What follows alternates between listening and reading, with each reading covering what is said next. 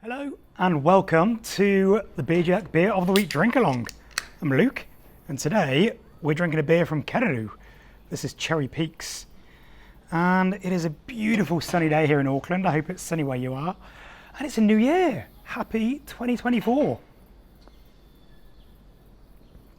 We've been doing this for 8 years now, which is cool. So much has happened over that time with Beer Jerk. Just so many new breweries have popped up. Some have sadly closed their doors. But what has been a constant is that brewers have been releasing delicious and interesting beers. This beer here is a cherry and coffee dark ale. So combining two super delicious ingredients that have been used a lot by brewers. Coffee more recently, I think it's only in the early 2000s that brewers commonly started using coffee in their beers. Probably would have been, the first one I became aware of was Founder's Breakfast Stout, which was, I don't know, 2002, I guess, 2003. And then a bit more recently, they became really popular brewers like Thornbridge, I suppose, like Mikkeller, and suddenly everyone was putting coffee in the beer for a while, back around 2010, 2012. You don't see it as much these days, but I just think coffee just works so beautifully in a dark beer. And also if it's done well in some other beers. We used to import Stone Brewing from the States, and they had a coffee IPA that was a limited release, which it wasn't sort of overly roasted, it was more like cold brew coffee. It just works really beautifully with the hop blend. But more traditionally, you get the roasted character of coffee that works well with roasted darker malts, which is what we see here with this dark ale. And then you've got cherries, which are a much more historic ingredient. You'd have probably all had Kriek and different kinds of cherry sour beer from Belgium. But people have been brewing in Europe with cherries since the 17th century, at least. And of course, who knows what people got up to in the small brewers at home and sort of farmhouse breweries. And another key, I'll just check the ingredients actually, just to make sure I'm not mistaken here. Yeah, there's also vanilla in this beer, which is just a really good way to get interesting sweetness and character into your beer. So any home brewers watching along, that is definitely a bit of an open secret. It's definitely one that I use a lot in the more sort of fruity or sweet style beers that I brew at Small Gods. Just to put an unholy amount of vanilla in the beer. Not to necessarily have a vanilla flavoured beer, but a vanilla that's got the perception of sweetness, which vanilla brings you, and just, vanilla just adds so much to everything really. But yeah, a beer like this, when you're really going for a cool cherry pie style beer.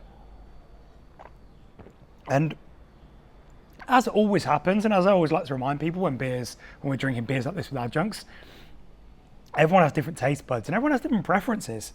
So there may be people drinking this and thinking, oh, I can hardly taste the cherries, or it's not much coffee. But the way that the flavour's been integrated into this dark ale, for me, works really nicely. The idea of it being, it's a dark ale first and foremost, and it's got pie crust to it. There's a real nice biscuitiness to the malt. It absolutely tastes like cherries and coffee, but you would not mistake it for drinking a cup of coffee or a cherry milkshake. But the layers are, they're sort of added to it and they improve the recipe of the beer. And that's often a debate going back and forth I think that's why a lot of brewers don't bother reading Untapped these days, just because everyone's got an opinion, opinions are like assholes. So if you were expecting a beer that tasted like coffee cherry juice, sorry, that's not what you've got, but you have got a really, really delicious dark ale. That, as I say, has been elevated and made into something that's quite unique to just really give you the that idea that you are drinking a bit of a layered cherry pie style dark ale whilst drinking a cup of coffee. Really clever combo, nice idea. And of course you've got similar ingredients like the coffee cherry. It's called the Cascara, I believe, that looks like a cherry and has a bit of a cherry vibe.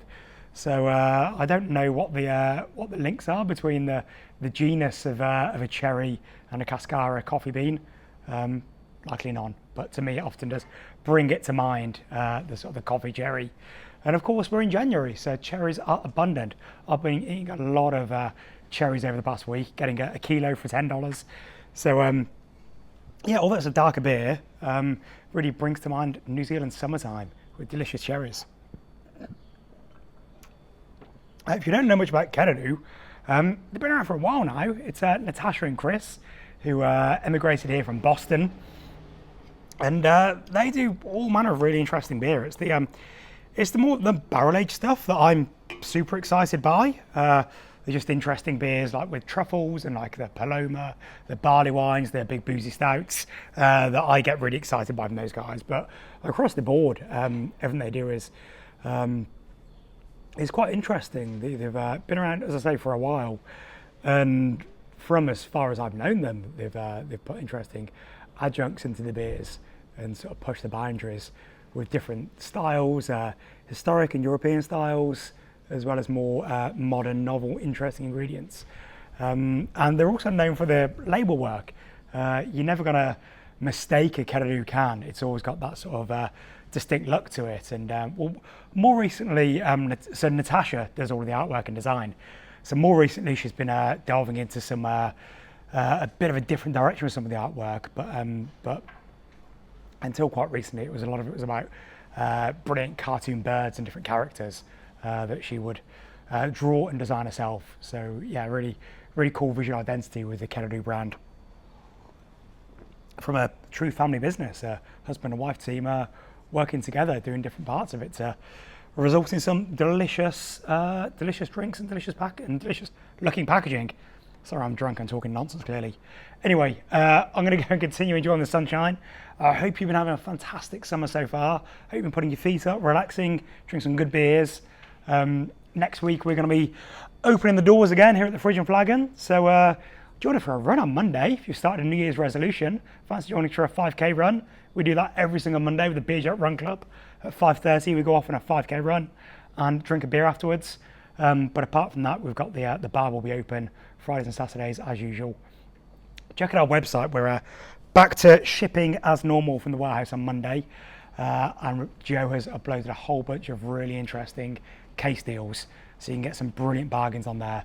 A few of the cases we had left over from the premium advent calendar. So some super rare beers that you can only get from us. Go check it out. See you next time. Cheers, Kererú. Cheers to you.